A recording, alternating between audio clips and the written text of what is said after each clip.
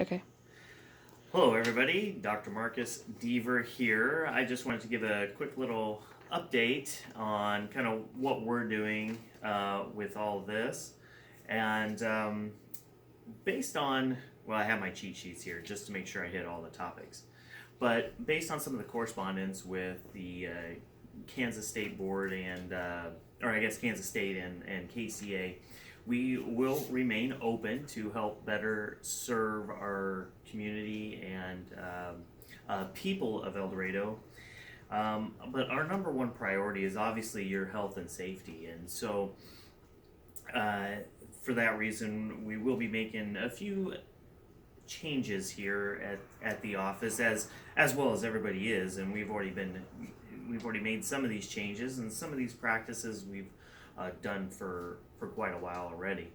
But a couple quick interesting statistics in the Midwest here. We are actually in a, I guess not safe zone, but in a safer type zone because if we look at the statistics, Kansas only has 64 confirmed cases right now, whereas New York has 9,600 cases.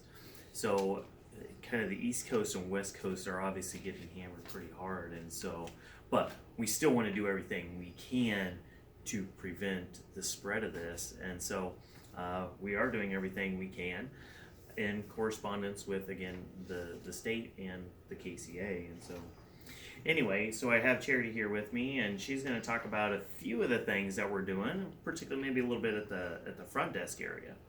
So, what are some of the changes we've are making and have done already? Well, I did shut down the self-check-in computer because you do self-check-in, so you're touching the screen a lot. I shut that off, so when you come in, just tell me that you're here. That kind of helps prevent everyone touching the same spot. Every time someone leaves, I do wipe down the doorknobs. We did take the couches out of our waiting area since they're cloth. It's kind of harder to clean. Rather than the plastic handles, I just clean those off after everyone is done sitting in them. And we're trying to bring people back as quickly as possible. That way, we're preventing people from sitting. Also, I have limited the amount of pens that people are using. I just usually use one pen. That way, as soon as someone's done, I can just clean it off. Also, kind of preventing everyone touching a lot of different things. So. Right. And schedule wise too. Yes, we are scheduling people 2 at a time. That way, we're limiting traffic in and out. That way, there's not a whole group of people here waiting together. So again, just kind of limiting interaction. A lot of people in the same area. Perfect. Oh, and one other quick thing that we're gonna try is if you want kind of to check in by phone and wait in your car, you can call in and tell us that you're here, and then when we're ready for you, we can bring you and get you back treated as soon as possible. That way, you can minimize your time in and out. And I have on nice days, since we've had a few of those, I'm just leaving the door open. That way, no one's touching the doorknobs. So, and exactly. it helps them feel better knowing that, because people freak out about doorknobs being touched constantly. So when it's open, they don't have to worry about that. Right. Sure. A couple other things we're gonna implement is we're gonna start taking everybody's temperature when they walk in, because that's one of the first signs is people start running a temperature, and so when we can acquire a no-touch thermometer, we will be doing that. We also we'll also take the temperature of our not only the patients but our staff when we come, before we come, at lunch, and when we leave, just to make sure everything is safe for everybody. We also, part of our regular practice anyway, we sanitize the tables after each patient, and we wipe down everything, and we use the heavy duty big boy that the hospitals use, cleans and kills everything. And so that way you guys are safe when you're getting adjusted. Oh yes, and then we do the filter. We have a HEPA filter here now, and it helps clean out the viruses, bacteria, spores, mold, that kind of stuff in the air. and so we are doing that as well.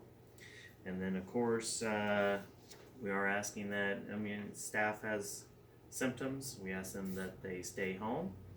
And then of course lastly we wash our hands. We wash them again, wash them to the point where they're almost dry now, and cracked and peeling. So we are keeping everything clean and sanitized.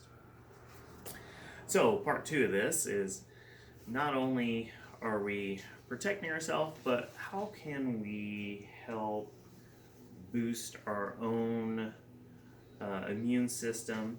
And there are a lot of things that we can do. And so I was going to ask Charity here, you know, based on your doctor's recommendations, what are some of the things that you are doing to help keep yourself healthy, so you don't get this, or pretty much hopefully prevent any other thing from getting it?